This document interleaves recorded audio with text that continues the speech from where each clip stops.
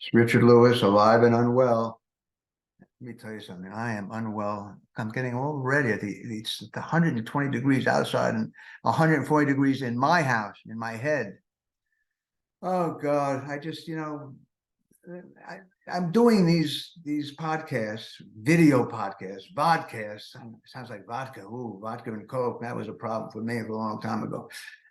Yeah, I'm doing this for me. I was going crazy. My wife, Joyce Lipinski Lewis. Lipinski is her maiden name, and I begged her for decades to add my name. I mean, I killed my father's name. There's no children. My older brother's alive. He doesn't have any children. So, I said, at least put Lewis on your license. My father was Lipchansky. Imagine that. He goes from Bill Lipchansky to Bill Lewis. What kind of drugs was he taking back in the 40s? My God. Bill Lipchansky. Let's call it Lewis. It's crazy. Anyway, I'm glad to be back here on my YouTube channel. And I've had a blast doing this, although today I'm just a wreck emotionally. So I'm going to let Elayne drive the ship today. I started with Elayne Boosler and comedy as a stand-up, a young stand-up, both of us, about a year and a half or so before Elayne in New York. We met at the Improvisation on West 44th and 9th. And it was we'll talk about it, I guess. But she became very fast one of the best stand-up comedians in America. And she's something, man. And she doesn't like to say that she was, one of the breakthrough female comedians. And I don't blame her. I once called her the Jackie Robinson of stand-ups because she was one of the few women really knew how to own that stage. And but she said, no, I'm like everybody else. Don't single me out as Jackie Robinson or I'm a woman. And she's right. She was right up there at the top of the list with everybody. It just that there were so few women who were as fearless and as ingenious as she was. But anyway, let's admit her, if I can find her. Elayne Boosler. It's recording, and my wife once again. She has screwed up again. I've been sitting in this. Okay, folks, I did not screw up. Well, I can't admit her. Hold on, she's admitted. That's why. Joyce. Here you go. Here I go. It's me, not Joycey. Bye. Hola. I love you so much. I turned down literally 50 podcasts a month. Here's my favorite podcast joke of all time. The great Max Alexander, unfortunately, has left us. He said, oh man, my cleaning lady canceled today. She had to do her podcast. But I heard that you were doing this, and I just immediately said, can I come on? It's the first time I ever asked anyone. I love you. I miss you. We have 50 years of history together. I was telling, I know, and in my brief intro, I have to tell you, I admitted to anyone watching that I'm having a bad day emotionally. What's the matter? Everything. Everything? Yes. It's just ganging up. Everything on it with blue bonnet on it. See, I'm just pre-associating with every line. I think I'm having a breakdown. Oh, no, not again. 50 years. My God, you've been dying of the same heart attack for 55 years. That's from The Godfather. Sorry. Which, by the way, I'm just so glad it's you. I couldn't be with anybody else today. Oh, honey, buddy, I'm so sorry. But I'm sorry you have Parkinson's. My father had it. My brother has it. I'm not going to get it because my family never gave me anything. And I won't do this. Well, actually, my mother gave me skin cancer, but to be fair, it was my birthday. But seriously, I get cancer. My God. Look, everyone gets something. It's just a bad day. But everything gets something. Don't we all get something? You can't. I intend to die in perfect health. I mean, you got to die of something. You have to live with something. But, people live with Parkinson's for 50 years. It's fine. And look at you. You're Richard friggin' Lewis. You're going to be. Yeah, but now, I'm a recovered drug addict and alcohol almost for almost 29 years. But now I go, dopamine. I mean, that's the problem. Well, I need a dopamine dealer. Yeah. really do. And so anyway, I'm doing fine. Or It's you could been- just hire a birthday party clown, you know, something that mimics dopamine. Ah. You're too famous. I also apologize before you came on because I did an interview back in 71 or so, 72 probably, or 73. And they were asking me about the group of us, the handful of us comedians. And there really was so few. So few. Our little group, and everyone went on to do something wonderful. All Pretty of us, much. because we were so Absolutely. unique. We were the breakthrough.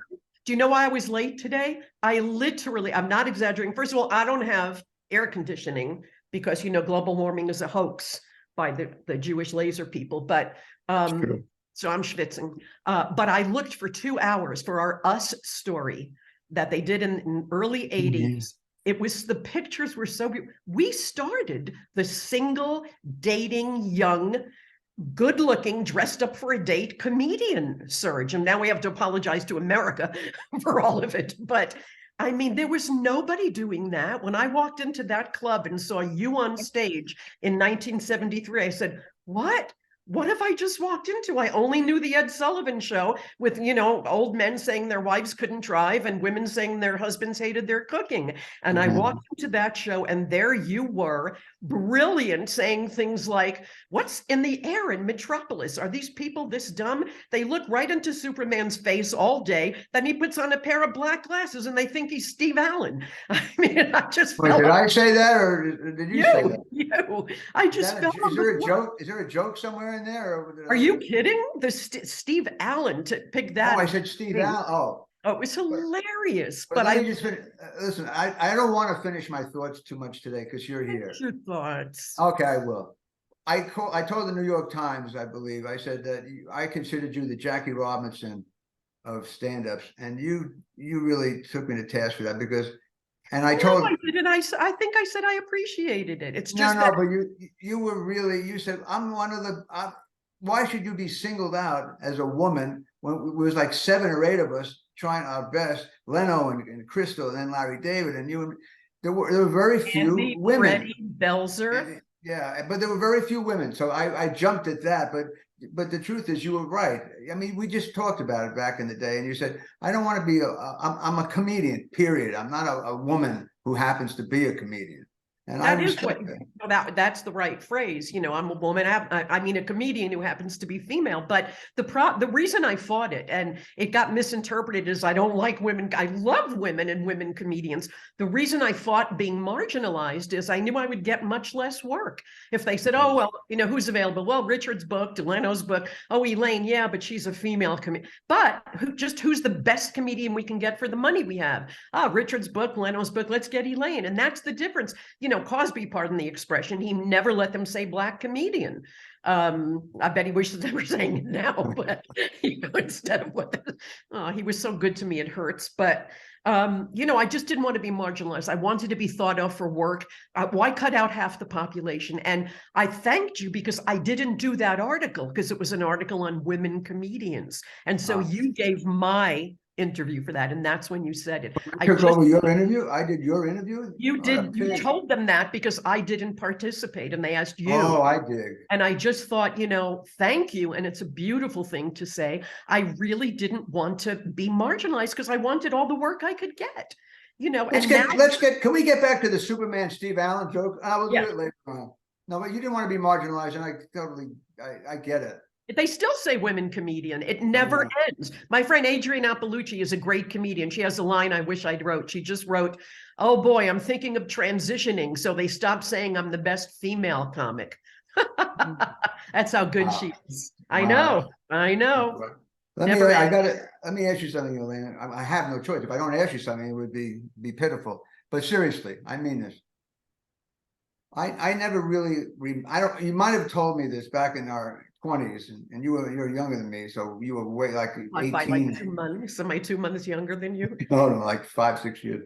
What were you? Where was your head at before you stepped on stage, and did you have a moment? Was there a bright light that came down and went, I'm going on stage. I'm a comedian. That's it. I'm not looking back, because that's what happened to me. I said, I'm a And woman. how I'm not old were looking. you? Didn't you work in advertising while you were trying to? Yeah, I had about 3 or 4 horrible. Well, the advertising agency was nice. It was on top of a pizzeria, so that's to say That's good good. buying. But they were nice guys. But it wasn't a big. I tried to get. I have a degree in marketing from Ohio Mm. State. So when just about 6 months after I graduated, my father died, and I was dead broke. And so I said to myself, I got to try to get an advertising job. You know, I'm 21. I have no money. And this is I don't think I've ever shared this. Well, it's not that amazing. I came up with great ideas for a portfolio, like for Volkswagen and Tide. You know, you have to put like 7 or 8 things. And I had a friend of mine, an older guy, who says, I can get you in to see the top creative people in the top agencies in New York, you know, all the big ones. So what I didn't know, I was just so naive. My father just died. I was whacked out of my mind, depressed. I was burdening a lot of people with my drugs and alcohol, although it wasn't that bad early on in my life, to be honest. Many people didn't even think I had a problem, but that was more into my 30s, I think. I don't know. But so I get this portfolio with blank sheets of paper. Wait, let me just show you. I did this. This is what I did for the ads. Can you see this? Can you see I anything? just see white. Yeah. It's a not stick so- figure. It's a stick figure. You did stick figures? I did stick figures like a mental patient. And I would be in this, there's a Mr. Lewis coming in. Thank you. I did a portfolio, and these are like the big, and they would look, they'd go like this. Who is that? What? That's the car. Are those tires? No, they're just all people with sticks. They were like this. These were the people. Oh, So one guy, I could have sworn, Elayne went, well, thanks for coming. And he was reaching under his desk for the button. And a guy came in. He thought I was, but we're so young. We don't know anything. But you don't know shit. In fact, No. when I walked around New York looking for part-time jobs, and I sold movie cameras, and I was a copywriter in a Tell small people agency. why, because now there's money in comedy. But when we started, it was a hobby. There was no money. You were the That's biggest exactly star right. in the world or nothing. And every single one of us had a job that paid the bills. Comedy paid nothing. This is so Didn't mean to true. interrupt. Continue. No, So you're not walking around interrupting. the No, city looking this for- is thank you. This is as much your show as mine. Believe me. I know so much about you, but I love knowing more. I love Well, you. You don't when get I to see when so I much. walked around New York City, I was looking at these big doors, and I know you know Italy, and I love Italy. I've been there many times, and those big doors with big ringers and whatever they're called on the front door. Knockers, probably. Well, I don't want to say knockers. Best female doors in New York City. Yeah, absolutely. Yeah. But listen, I would say to myself, and this is when I wanted to break into comedy. This is before I became a stand-up. I said, I don't know anybody at all.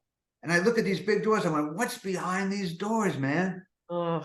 The fuck? I mean, how am I going to? How did you find the improv, and how did you know there was comedy there? Because it was like poetry in the Village in the 60s. It wasn't advertised. It wasn't a thing. No one knew about it. How did you find your way there? I know exactly how. I was my last semester at Ohio State, and I was a big fan of Robert Klein. Oh, And I asked a friend of mine, a professor friend of mine in New York, I said, can you find out how I could get in touch with Robert Klein? Wow. Because he was having a summer show. Wow. And a replacement show, and he was already a big. He was so great. Oh, so my great. God, you can't even describe how great he was, and he was like 6 or 7 years ahead of us. So he was already, just great, beyond great, and people admired all him the so much. seeds, that regular stand. I mean, Lenny was the big bang, but Robert, he just was the meteor afterwards, and all the seeds spread, and everyone went. Absolutely, that's true. And I got a chance. I graduated. I was living in one of many shitholes, and I go down to Rollins and Jaffe, which was one of the most prestigious management firms in history of Woody Allen. Woody Allen and Robin and Nichols and May and Harry Belafonte. The list is, but they were really intelligent and they were great. And I go into Jack Rollins's office, and Robert was waiting for me, and I was. But your professor found the link for you?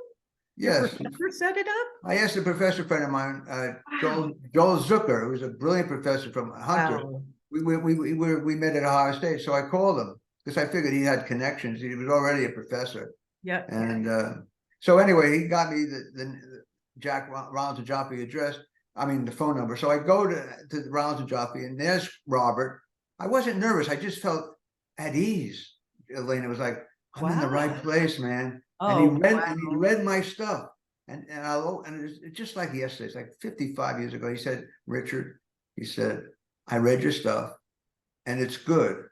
He says, but I got to tell you something right out of the gate. He says, I became a comedian because I don't like notes. He says, as a comedian, I write, perform, and direct myself, and I don't have to listen to anybody.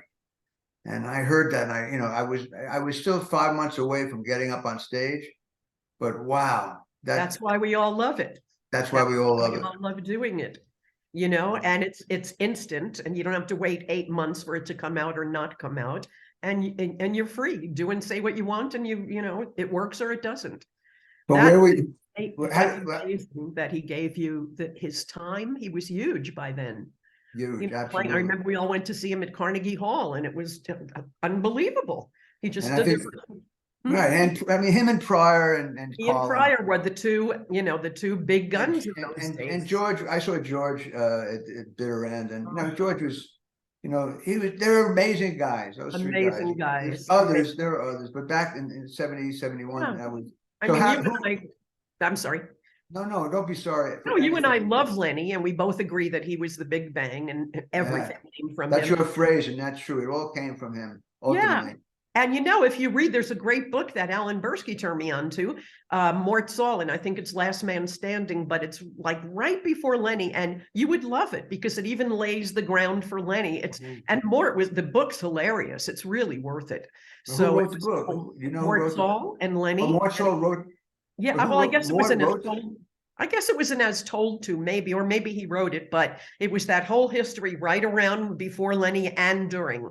And how it worked then was so fascinating because it's nothing like that anymore. But if you'd had a good night in a club, you could stay for a month and I mean, it was so different. And what he did and the way he jumped around to gigs and how brilliant, we don't really know how brilliant Mort Saul was because he got hung up later on one thing. But if you read the book, you'll just go, this is brilliant. And he and Lenny and Dick Gregory, those guys just laid it down for all of us. They were amazing. That was it. You know, what balls they had, what such bravado, they were brilliant. They were fearlessness. brilliant Yeah, people. brilliant. With a twist, because they could see the funny in the insanity of our government and our country. And I really was the female comedian. People say, what about Lily Tomlin? And I say, Lily Tomlin isn't a comedian. Lily Tomlin is a gift from God. She lives in her own category. She has nothing to do with us, the little dancing monkeys. I never shared this in things I've written or wrote or been interviewed. It just dawned on me, and I have no problem sharing any of this. I lived in so many dumps. I was broke for so many years. We all did. No, we all were. That's true. Yeah. I don't know poverty. That's for sure. But I used to drive in, it'd be like about 40 minutes to get in from, I lived in Jersey and driving to Manhattan. Hasbrook Heights, right. And other cities. But at any rate, I would have a day job generally. I remember. And I would drive in. And we'd get on in the early days, like after the big shots went off. You know, well, you got on. I got on after the club closed. That's when I talk to myself. Yeah, and that's a whole other area. I hope we can. Oh no. Go ahead. Go ahead. But I drove in one night and I was tragically depressed. I'm not depressed anymore because of you, I might add. And your amazing wife. Can I digress for 1 second? Yes. Wife, for her to be there and doing this with you and loving you the way she does. Do you know how rare it is to find someone who can help you and be good to you the way you would want it to be? After my hysterectomy, my rock and roll husband came to pick me up at the hospital on the motorcycle. I am telling you, your wife is a gift. Okay, so she's been I get emotional about it because she's, helping amazing. me through this, and she loves me. And even when I feel guilty, what she's caring for me with this Parkinson's, which I'm going to fight, by the way, as Oh, best I can. absolutely. But she's there for me. I'm so lucky to have somebody looking over my shoulder. It's And great. she But happened to just be this gorgeous, brilliant woman who had all of her own career. So, the so music she was publishing, busy, but she loves you that much. You're But such a fan. but nothing in music publishing comes close to producing this extravaganza. It's unbelievable. So I want to get back to When the did the story. dancers come in? Finish the story. So you came to I'm the club, driving. you were I'm depressed. driving in. Going to the world famous improvisation. Not then, And though. You know that. It well, was in a dive, '72. it was a mouse hole in the wall in Oh Hell's yeah. Kitchen, surrounded by hookers and crime. It was nothing. The fact that we found it is unbelievable. Well, that aside, That it still aside. was the only place that we could be really seen Yeah, of note. it was. I mean, we had joints in the village and stuff, but and other Right. places out, if you want to drive 100 miles to Roslyn, Long Island to do 5 minutes and want to blow your brains out But we did, didn't we? Yes. We did. Bowling alleys. Well, That's let me right. just finish this one thought. No, I'm so glad you're here today. I I'm needed so a friend hot. today. Oh, Yeah, I'm hot too. I'm getting yes. I'm schwitzing. It's a schwitz fest. well, because I have diseases, and I have disease, and now I have rosacea. I think I may that be my last show. I'll just crumble. Oh no, I have No, people, I shouldn't. so I got to be I'm, more positive. So I drive in from Yeah. Hasbrook Heights. Let's lean in. Okay. I drive in from Hasbrook. I don't want to see the red air conditioning and dopamine. Table 5. Bring in the So, birthday party clown. So So I drive in. I park on. It always made me feel good. I parked on West You 44th barking? Street. oh, go ahead. It's your dog. Oh, Yeah, really? Was that me? Excuse me. No, that was your puppy. All right, you draw. I don't have dogs. I just saw them. No, well, they're obviously they broke in. Okay, Well, so because you saved so many. That's a whole other area. that's another area. So you drive in. I drive in, and the anxiety of going on after, say, Rodney, or certain for a while Brenner and Steve Landisberg, and Pryor used to drop in. Richard Pryor used to drop in. Of course. So you knew that there was a young man driving in and saying, I got to get on. The owner told me, Bud Freeman told me, oh, you can go on, and after 10 or 11. I get there around 11:30. I still have to drive back to Jersey after the show and wake up and do it. I mean, I was tunnel vision. I mean, this was all I cared about. And that's what it had to be. You couldn't have made it otherwise. None of us could. Be that. None of us. It had to be that. Whatever it took. So you I park, and I always loved to park in front of the actor studio, and it was always a space. I so loved so many of those actors who came out of the Strasberg, method, and so I would park in front of the actor studio, and knowing that I'm going to my own actor studio, the improvisation where we all develop. We have to develop our technique, and so I get there, and I hear huge laughs. Someone's blowing the roof off. And I duck down, there's windows on the side, and I look on stage, and it's Robert Klein. And of course he always, and he sometimes he went on a long time. Yeah. And I hid again. I ducked behind the window, and I said, I don't have it in me tonight. I can't take it. I went into New York about 5 times a week, done sometimes 2 or 3 shows at different clubs, 15 shows a week. But I just didn't have the energy to follow that when everyone would empty out and there'd be like 12 or 15 scattered people, most of them drunk. I said, you know what? I didn't even say this. I wasn't even that smart to say, be good to yourself, be kind to yourself. I just didn't have the guts. Well, that's stupid. That's putting myself down. I just couldn't take going on in front of an audience that was so drained. Not the way I felt. Well, you were inevitable. You had to make it because there was nothing like you ever. You broke the entire ground for young, single, handsome, hilarious. It was a new wave it was so simple and revolutionary. But to all you young people out there, that's when you go on. When Robert Klein gets off and there are 12 finished people and you go on then, that's when you get them. Do you know why I got good? I had nothing. I didn't even know what comedy was, but I was stuck at the door. because I was the hostess. And after Robert Klein came off or Richard Pryor came off, all the comedians, they watched them, and then they ran out of the club so they wouldn't get put on. I was on salary. Well, no, you would get salary. I was Yeah, really. Yeah, really, $78 a week for 80 hours a week. And he would turn to me, he'd go, "You're on." And I couldn't leave. I was the only comic there. And I would go on, and I got good I started to work in a year because I learned what to do after Richard Pryor came off and they had nothing left in them. And I had no choice but to do it. So you would have made it no matter what, but that's what gave me what I had. And that's what you do. And you know what? It is much easier to follow a good comedian than a bad comedian. Much easier. Yeah, that's true. You know, that is true. And what you just said is, you know, it made me feel a little better. I mean, to this day, I mean, it's back in 71, I'm 76 now, and I'm still feeling ashamed that I just wanted to just go home because I couldn't follow. That you didn't go on? Yeah, I know. That's how fucked up I am. It's stupid. It's so stupid. All right, I got to go. I'm really sorry, but thanks for having me.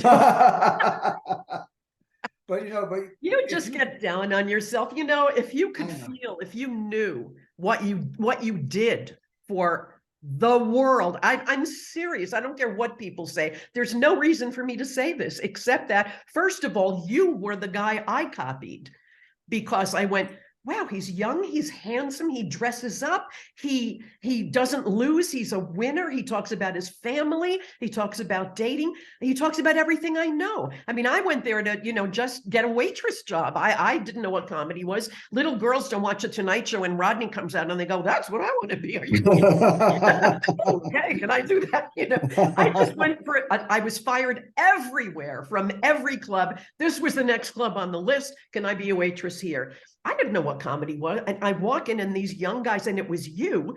And you're, "Well, do you ever notice?" And I'm serving and I went, "I always notice that. Yeah, I always notice." And I realized there's a thing here. There's something. And he just would throw me up because, you know, people had to have a rest or they needed to order. But I watched you and I went, this is a thing. This is a whole other world. And it had nothing to do with what came before on the Ed Sullivan Show. And those guys and women were fantastic. Hilarious. Right. But, you know, they were reflecting their audience at the time. And it just, things change. You know, they always accuse the women of those days of being self-deprecating, how terrible. Are you kidding me? You think Rodney Dangerfield was a winner? Jackie Vernon, Jackie Gale? The men were self-deprecating, but nobody says it. All they were was reflecting the lives of their audience after World War II. And then things started to change and you came along, and because of you, I came along. Wow. Well, thank you. It's true. It's true. What you said about your whole act from the 70s right now, if you want. I stood at the door for so long hostessing, 2.5 years. I can do every act from those days. But you know what's a great thing? When you're, first of all, when you become part of the lexicon, people don't know because it was so long. You are the guy who coined in hell, or from hell. People just say it now. Oh, it was the day from hell. Or, you know, you were the guy who went, I had the teacher from hell. I had the gym from hell. It's such a part of American language now, and it's a thing. And you are the guy who started. People don't know that. Well, no, that's true. I mean, I'm not that. I just said it because it felt, that's how I felt about my life in general. I know, but it was the perfect, and so did people, and that's why they related to you, why you became successful, and why they love you. You're reflecting your life. The more personal, the more relatable. As personal as you got, the more they said, "That's me too." What you just said before, this is for any, not just, well, it's just interesting to me and important for comedians, is that when you follow a great comic, it's much easier than a shitty comic. If you follow a great comic, at least the intelligence of the audience is at a certain level, hopefully to match our material. But, you know, I used to, you know, opening up for Sonny and Cher or, you know, these big acts, you know, in Vegas. I only did, the last show I did for that, I was starting to sell this on another episode, but you'll get a kick out of this, I think. And when I was with Sonny Bono and Sonny and Cher, the late Sonny Bono, he was a good guy, but it's cynical, very cynical. But we hung out a lot and it was fun. So I'm playing this place in I think it's Alpine Valley in Wisconsin. 15,000 people on a mountain with picnic tables Summer and fair, right? summer fest. Summer fairs. Yeah, but 15,000 and Sonny and Cher, and I had to do a half hour at 4 o'clock in the afternoon. No, I'm sorry, this gig, that was a state fair. This was like 7 o'clock, but it was still light out. Daylight. It's still light. There's no Daylight, focus. and you Yep. know, it's just the wrong fucking place. And I used to get to these gigs, whatever they were paying me, and God bless them, man. They were making $750,000 a show, and whatever I was getting, I'm still opening up for Sonny and Cher, which then I couldn't say no. But I get to the gig, early to check the stage, and they got there 5 minutes before. Let's go, 5 minutes, Sonny. And I'm there 2 hours before they even had a city. They're building the city. People are having intercourse, building the stage, building the city and the state, and having intercourse to populate the city. By the time, so when they had children, I went on. So when I get there about an hour early, and Bono was there, and I said, Sonny, why are you here? You never come so early. And he looked at me, and you got to I mean, keep in mind that he really loved me, but he was a wise guy. And he looked at me, Elayne, and he says, I came here early to see the fear in your eyes. Oh, that's brilliant. Yeah, so he said that. So he did what happened. So he knew you. He knew me, but he was gesturing to the people coming in with their children on skateboards. Of course. He knew. And the motorcycle gangs going around and around. Right, exactly. Exactly. God, so here's what happened. Here's what happened to me that night. I did a show, and I said to myself, I'm going to fucking kill this audience. I don't know how I'm going to do it, but I'm going to kill them. And I went on stage, Elayne, just to show him. I needed that. It was like overcoming a lot of family stuff and, overcoming negativity. But this was like, boom, I had to do this. And I went on this stage. That's the hard gig, and you did it. I did more than did it. I blew that fucking mountain away. And then I left. I walked up the long driveway to this hotel where we were all staying. And I said to myself, I will never open up for a name again unless they're coming to see me. And I never did.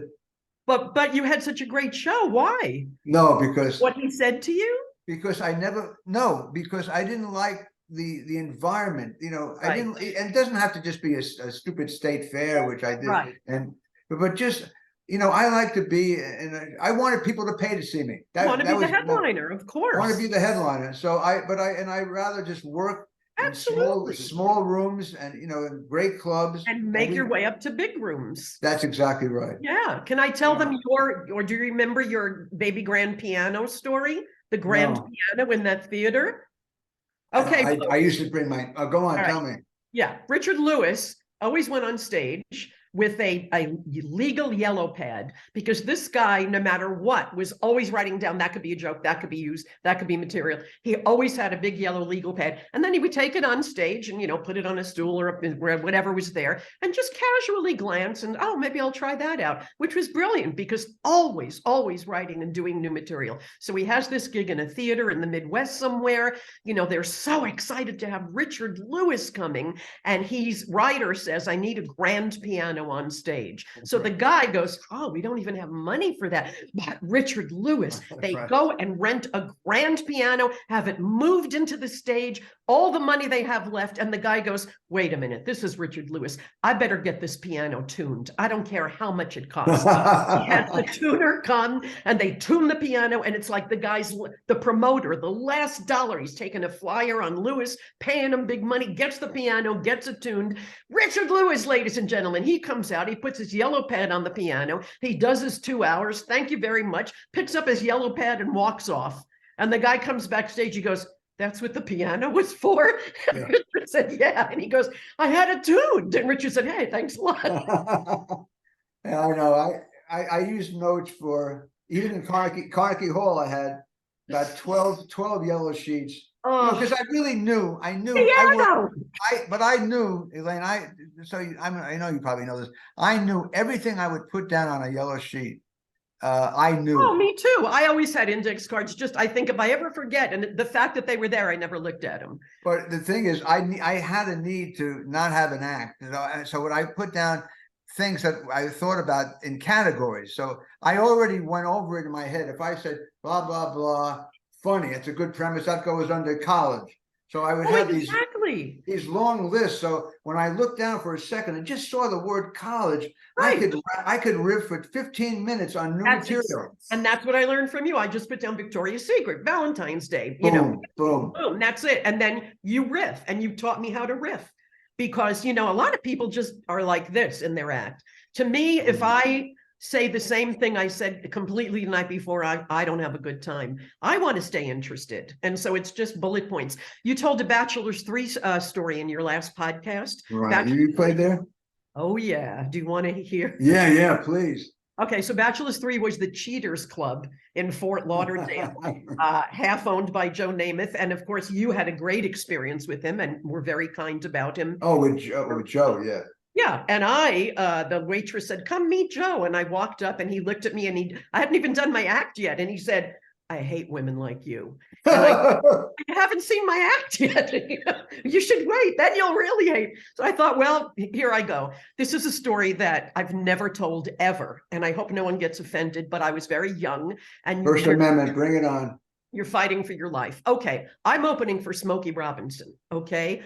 The kindest, sweetest man in the world. He and his wife at the time were doing transcendental meditation. So was I. Andy Kaufman made me learn that. And so we had a lot in common. The loveliest people, the most beautiful guy. And it's a completely Black audience. And I have to do my 25 minutes. So I'm on stage and everyone's really nice, except this one guy, opening night. Very large Black man, very tall, very large, the biggest afro. I mean, we're going back to the 70s. Big afro, and every 5 minutes, killing my punchlines in the middle of whatever, he would go, "Where's Smokey?" And I would say, "Oh, sir, he'll be out in a little while. He's getting ready. I'm just giving him time to get, I'm so kind and I was 20, I didn't know anything. It was one of my first. Well, this goes on, for 20. Where's Smokey? And he's killing the punchlines and it's really getting bad. And I can't get my laughs. And finally, and I don't know where this came out of me, but like I said, the biggest afro you've ever seen. And about 22 minutes in, he goes, he stands up and he goes, "Where's Smokey?" And I said, "Sir, he'll be out in 5 minutes. And when he comes out, I hope he shits in your hair." Well, I learned the meaning of the word whisked that night. I was whisked off the stage by the owners, and he stood up to come get me. And they just whisked me off the stage, threw me in the office and said, "You are fired and you're not getting paid for tonight. Get out of here." Just then, door opens in the office. In comes Ruth Pointer, doubled up laughing because they were playing next week, the Pointer Sisters. And they were over laughing. And she says to the owner, "I don't know who you have opening for us next week, but you cancel him and give him another week. We're not coming if she doesn't open." Wow, how fucking cool is that? Had a good story. That's a great story. Yeah. Oh man, I know. That's beautiful. Those the are the road, ladies and gentlemen. Yeah, I know that, those memories are, few and they live with us forever. These thousands of great stories. Thousands of great stories. I was thinking about you being on today, and I was saying, we know who slept with who didn't sleep with who was a scumbag, who wasn't, who stole. But these positive stories are really. Oh, I just wanted to talk about the positive stuff. I mean, the negative. Well, you know me, I'm Mr. Positive. I need this is like you're a dopamine hit for me, man.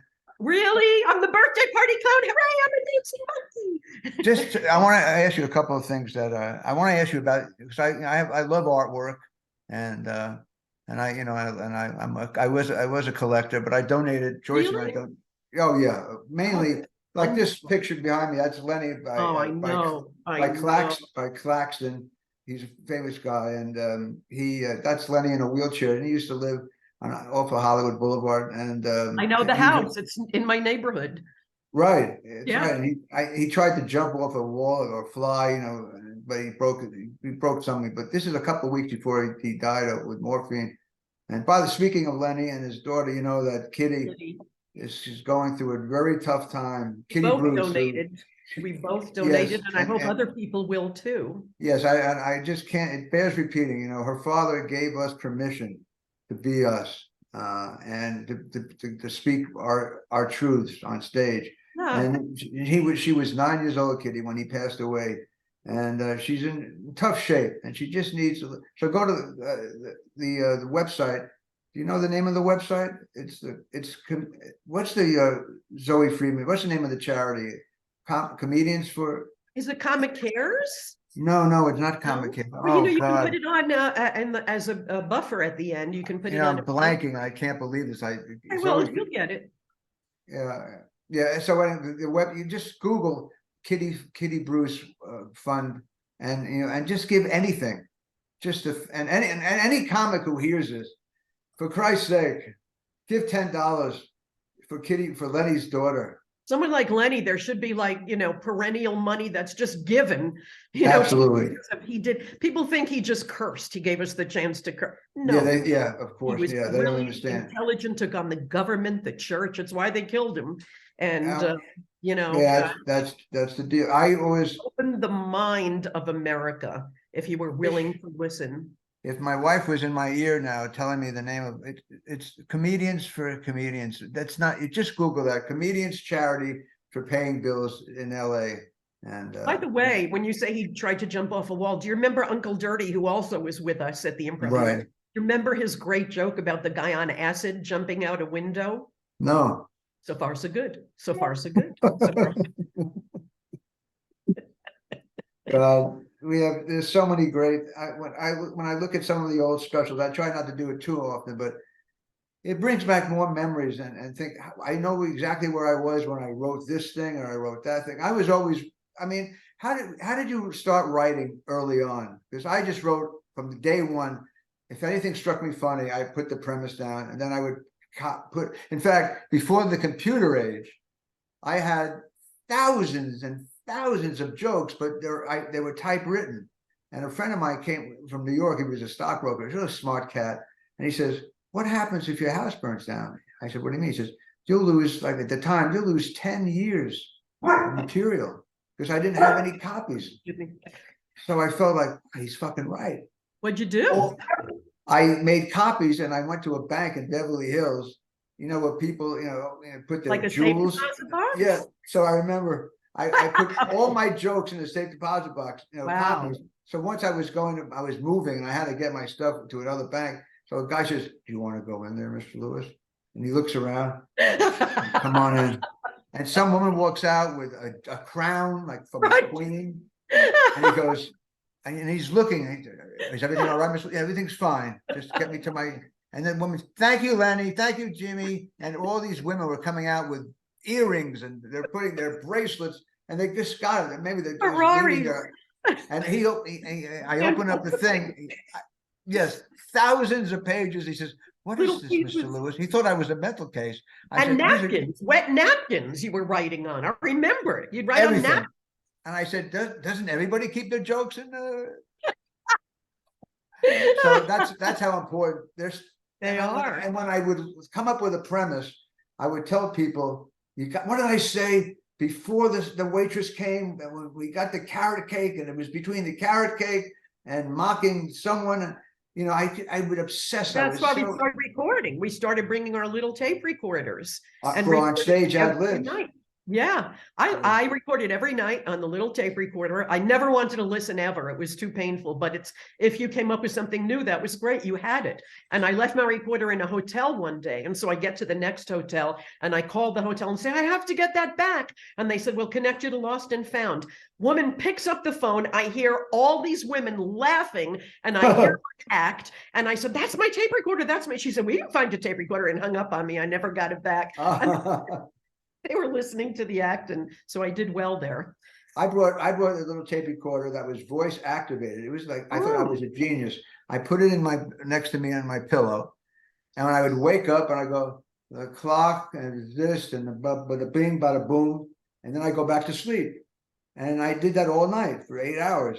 So the next night after the first night, I wanted to hear the jokes I wrote, because I knew I wrote stuff, and I turned on the recorder and heard, snoring for 7.5 hours, and I had to fast forward to find the joke, and it was a horror. So I threw that out. But dig this, I got to tell you this one thing.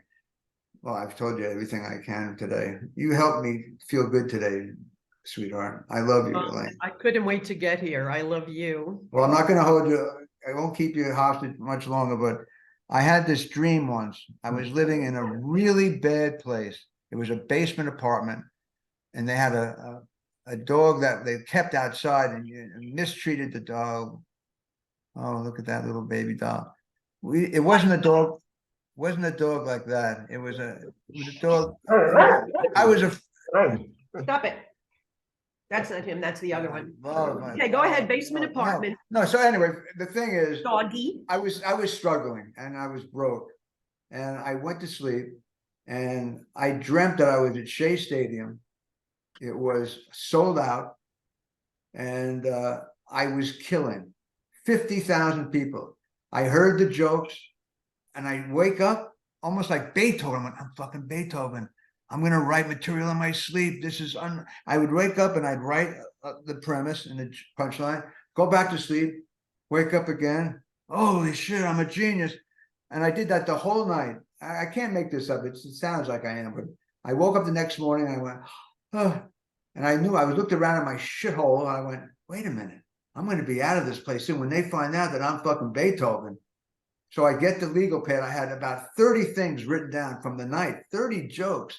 And here's what the jokes were. They were total dream-like non sequiturs. Here's a typical joke. Basket, boll weevil, hi. I had 30 of those things. Blackboard, where you going? It was one of the biggest disappointments. And what I learned from that was well, my father was a powerful figure in my life. I didn't see him much, but he was. And even when I was walking around broke, I said, gee, if only he could fly down and grasp me by my neck like Rodin and put me on the stage at the improvisation, already good. But I said, maybe no, he did. I mean, I don't think it took you that long to get good.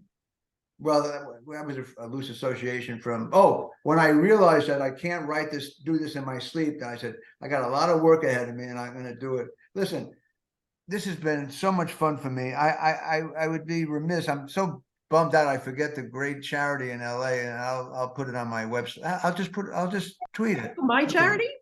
No, I want to know about your charity, how you started and where it's at now before we say goodbye. Oh, well, just very quickly, it's called Tales of Joy. Not very quickly. This is more, I live for my little doggy now.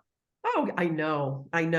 Well, talesofjoy.net, we are online only. We fund the smallest, neediest rescue groups across the country and now beyond, Lebanon, Israel, everywhere, and a lot in Mexico. And we don't do hands-on rescue. We literally rescue the rescuers. Any group that has 80 dogs in the kennel and they're out of food for the month, we pay for that. We give them money to pull all the dogs, cats, bunnies, whatever, at the last second before they're gone. And we just got a sponsor of an old friend of mine who makes Euro coffee, which is the #1 coffee they do the Gelson's brand, hotel brands, every famous chef brand under their own names. He said, I love Tales of Joy. And he said, I'm giving you this. And they're now making Boxer coffee and we get the money. And it is wow coffee ever. Do you see how big this bag is? Yeah, no 2.5 pounds for $27. And now you get 11 ounces for $15 in the market of all the other coffees. It's family roasted. It's the best coffee in the world. It's fat. So you want to buy this, boxercoffee.com for talesofjoy.net. And whoa, I'm still selling. Go on, bring it on. Because I'll sign it to you or anyone you love, and Tales of Joy gets 100% of the money. There's no money taken out. So there you go. So how do you get, what do you sign on? Talesofjoy.net, talesofjoy.net for all the information. And all those specials. Lives, 22 years now. Every penny I have goes there. Whenever a dog walks by, my husband says, there goes our beach house. I mean, all our money goes into rescue, and we have saved literally exponentially hundreds of thousands of lives in 22 years. Well, listen, Elayne, so I have to thank you. You were my template. Everything. I literally, everybody has to copy someone to start. And I just thought if I could be a little like that, we were the first comics that got up there not to put ourselves down or lose. We were just sharing dating. I mean, I remember you had a piece on horror movies that was so funny, you know. Yeah, I well, mean, I eventually got into minding my neuroses. That became something that and people loved it, you know, the Prince of yeah. Pain, because everybody has them.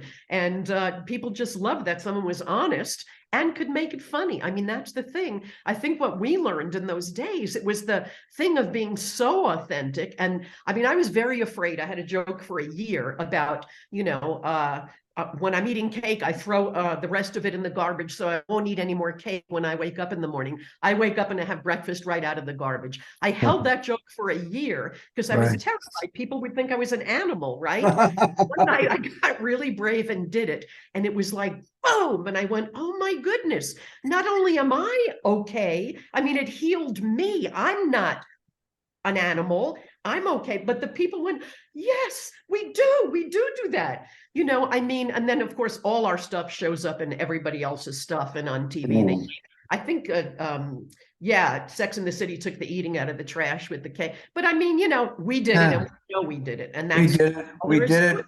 We did it. And you know, if they want to take something, have a ball, baby. We have a did it. ball, you know, we laid it down there and it's as long as it's making people laugh, good enough. I love you. I know you're going to be healthy for a long time. I hope so. You know, it's really just don't even think about it because, you know, you are you. And I mean, nothing's better than that in any condition, in any condition. I love you, Boosler, and I cherish you. And we might have to come back in a month or so and talk about our love for Buster Keaton, but that's for another time. That would be great. And I'll bring the Us article that we did. Right. God Yeah, bless you. it was like 12 pages in Us gonna- these days. I'm gonna go. I just want to let you know my dog Lila, rescue, of course, when our beloved Luna passed 2 years ago. No, I remember. We had to get another. We waited 6 months, and you know I'm high strung and anxious a lot. And when Lila is in love with her father, when I lie down, I hear her footsteps. She jumps on the bed and my wife said, is Lila on your groin again? She likes the balls. She just likes my balls. Dogs It's and like balls. it's like a pillow. Yeah. You know, I have Tempur-Pedic balls for her, apparently. Anyway, I'm gonna go and lie down and be Thanks for thankful that having me. Thank you. well, I look forward to it for so long, and I'm so glad we got to do this, and I hope we do it again soon. okay. I love you, Elayne. I love you, Richie. And thank you for watching, everybody. This is the great Elayne Boosler. Ciao. And Richard Lewis. Oh, now I got to figure out what to do. I would just shut it off. Here, I'm gonna